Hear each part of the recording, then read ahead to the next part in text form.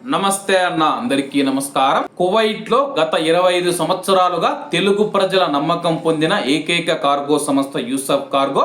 మీరు ఫోన్ చేస్తే మీ ఇంటి దగ్గరికి వచ్చి మీ యొక్క వస్తువులను తీసుకుని జాగ్రత్తగా ప్యాకింగ్ చేసి మీ ఇంటికి చేరుస్తారు. ఎయిర్పోర్ట్ ట్యాక్స్ ఉచితం, ఇన్సూరెన్స్ మరియు డాక్యుమెంటేషన్ ఛార్జీలు లేవు, ప్యాకింగ్ పూర్తిగా ఉచితం. మాలియా మరియు కైతాన్ ప్రాంతాలలో యూసఫ్ కార్గో ఉంది. సరసమైన ధరలకే వీరు కార్గో సేవలు అందిస్తూ ఉన్నారు.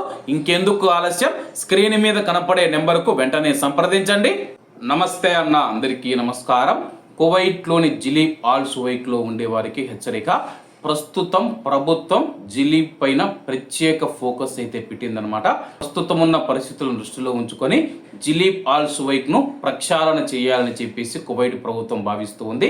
గత 2 సంవత్సరాలుగా అనేక మందికి నోటీసులు ఇచ్చినా కానీ, అనేక మందికి హెచ్చరికలు జారీ చేసినా కానీ ఎవరూ పట్టించుకోలేదని చెప్పేసి, అలాగే జిలీబ్ ఆల్ సువైకు కాలక్రమేణా కొన్ని ఉల్లంఘనలతో ముడిపడి ఉందని చెప్పేసి, అందులో ముఖ్యమైనది అనాధికారిక భవన మార్పులు మరియు విస్తరణలు జరిగాయని చెప్పేసి, అలాగే జిలీబ్ ఆల్ సువైక్లో అపార్ట్మెంట్ కావచ్చు, ఇల్లు కావచ్చు రద్దీగా ఉన్నాయని చెప్పేసి, రెసిడెన్సీ మరియు కార్మిక చట్టాలను ఉల్లంఘించిన ప్రవాసులకు జిలీబ్ ఆల్ సువైకు అడ్డాగా మారిపోయిందని చెప్పేసి, పారిపోయిన ప్రవాసులకు మరియు చట్ట ప్రకారం కావలసిన వ్యక్తులకు జిలీబ్ ఆల్ సువైక్లో ఆశ్రయం కల్పిస్తూ ఉన్నారని చెప్పేసి, అలాగే ఎటువంటి లైసెన్సు లేకుండా అక్కడ బకాలాలు కావచ్చు, షాపులు పెట్టుకొని చాలామంది అయితే అక్కడ ఉన్నారని చెప్పేసి, అలాగే అక్కడ ఆహార భద్రతా ఉల్లంఘనలు జరుగుతూ ఉన్నాయి, పేలవమైన పారిశుద్ధ్యం మరియు పర్యావరణ ఉల్లంఘనలు జరుగుతూ ఉన్నాయని చెప్పేసి, అక్కడ రోజు రోజుకు మౌలిక సదుపాయాలు దిగజారుతూ ఉన్నాయి,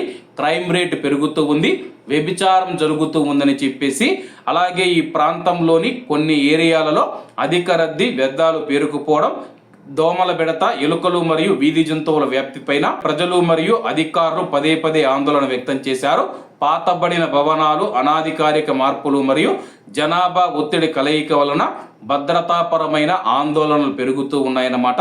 ఈ ప్రాంతంలో ఒక భారీ భవనం కూలిపోయి ప్రాణ నష్టం జరగడం, ప్రజలు నిరాశ్రయులు అవడం వంటి సంఘటనల తర్వాత ఈ సమస్య మరింత ప్రాధాన్యత సంతరించుకుందని చెప్పేసి, ప్రస్తుతం జిలీబ్ ఆల్ సువైక్ పైన ప్రత్యేక దృష్టి పెట్టి జిలీబ్ ఆల్ సువైక్ను ప్రక్షాళన చేస్తామని చెప్పి, ప్రస్తుతం కువైట్ నడిబొడ్డున జిలీబ్ ఆల్ సువైక్ ఉంది. కువైట్ నడిబొడ్డున ఇటువంటి ఏరియా ఉండటాన్ని కువైట్ ప్రజలు కూడా అయితే ఒప్పుకోవడం లేదనమాట. ఎందుకంటే జిలీబ్ ఆల్ సువైక్లోకి ప్రవేశించిన చాలా మంది కువైటీలు అయితే ప్రభుత్వానికి ఫిర్యాదు చేశారు. అక్కడ సరైన రోడ్లు లేవు, ప్రవాసులు, అకామా లేని వారు, చాలా మంది క్రిమినల్స్ కూడా అక్కడ ఉన్నారని చెప్పేసి ఫిర్యాదులు చేయడంతో కువైట్ ప్రభుత్వం చర్యలు తీసుకొని జిలీబ్ ఆల్ సువైక్ను ప్రక్షాళన చేస్తూ ఉంది. కాబట్టి జిలీబ్ ఆల్ సువైక్లో ఉన్న మన భారతీయులు అక్కడ ఎటువంటివి జరుగుతూ ఉన్నాయో కామెంట్ రూపంలో తెలియజేయండి. కాబట్టి అందరూ బాగుండాలి, అందులో మనం ఉండాలి. అందరికీ నమస్తే అన్న, జై హింద్.